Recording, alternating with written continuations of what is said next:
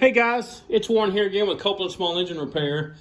Today I'm going to be talking about carburetors on riding lawnmowers with gravity feed systems and why they flood, and mainly why the fuel solenoid has nothing to do with your carburetor flooding. Now on all these carburetors, on these gravity feed carburetors on a riding lawnmower, the gas tank is underneath the hood. It's mounted higher than the carburetor. And the needle and seat and float are the only thing that regulate the flow into the carburetor. The fuel solenoid, its sole purpose is to prevent the mower from backfiring and doing that real loud bang when you kill it. Because what happens is if you're running your lawnmower at full throttle and the muffler's good and hot, the instant you turn your key off, that kills the spark to the spark plug. So, as your engine slows down, it turns a few more times. The air fuel mixture is still making it into the cylinder, but since it's not burning, when the exhaust valve opens, that air fuel mixture makes it into the muffler, and if your muffler's hot enough, it will ignite that mixture, and that's where you get the backfire, the real loud bang. And a lot of people don't like that, so manufacturers came up with this idea for the fuel solenoid. So as soon as you turn the key off, it also turns power off to this thing, and it stops up the main jet, so fuel won't go up through the main jet, in the venturi, and into the cylinder and cause a backfire. That's all the fuel solenoid does. The only thing that controls flow of fuel into the carburetor is the needle, seat, and float. And I'm going to give you some examples of what's going on here. On a ride lawnmower with a gravity-fed system, you got your gas tank mounted under the hood. It's mounted higher than the carburetor, and if the needle and seat fail, it starts to flood. So let's get we're going to have our needle and seat. Okay, just say your needle and seat just failed. And here comes the gas. It's flooding the carburetor.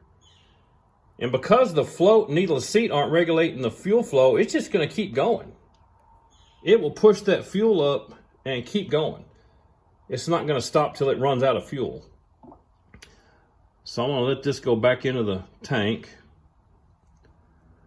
But I just wanted to show you that the fuel just will not stop. It'll go up into the carburetor, past the float, up to the top of the carburetor, inside the bowl, and just keep pushing through every port it can get through. Let's lay this back down. And the reason a fuel solenoid has nothing to do with your carburetor flooding is because the main jet, this fuel solenoid, the only thing it does is stops up the little tiny hole in the main jet. Well, the main jet is not the only path through the carburetor that fuel can take when it's flooding. I've got a carburetor here. I've got the bottom of the bowl cut off so we can see inside the bowl, and I've got the float and the needle and seat out of the way, and I've got the needle, where the needle goes, I got it sealed up with sealant, and I've got the main jet clogged up. So it's just like it had a fuel solenoid in here working, and it's stopping up this tiny main jet. Well, what happens is, when it floods, fuel just keeps running through it. See, it has another path through the carburetor besides the main jet, and it's going to run, it's going to get up into the venturi of the carburetor in here, get into the intake and into the cylinder, where it will set and seat past the rings and get in your oil. And that's the main reason the fuel solenoid has nothing at all to do with flooding, because it doesn't block the only path going through the carburetor. Now I'm going to take this I've got another carburetor mounted here, but it's upright and the bowl is intact. The fuel solenoid's working. Everything on this carburetor is right, but I made sure that the needle and seat are leaking so we can see that with a carburetor completely put together with a fuel solenoid on it, that it's going to do the same thing. Let me get my syringe full of fuel over here. Get my carburetor here is flooding again. It's just going to keep going. Liquid is very persistent. Now I gotta lay the phone down for a second. Turn this over, unplug this, stick it onto my carburetor over here. Now we're gonna have fuel going into this carburetor, and it's intact with a good working fuel solenoid, but the needle and seat are leaking.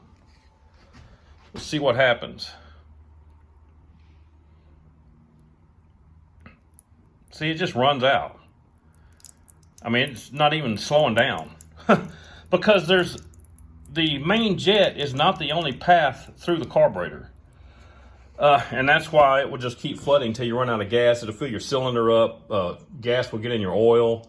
And it has nothing to do with your fuel solenoid. But anyway, that's all I got for you today. Just a quick video. I've got to clean all this crap up and get back to work.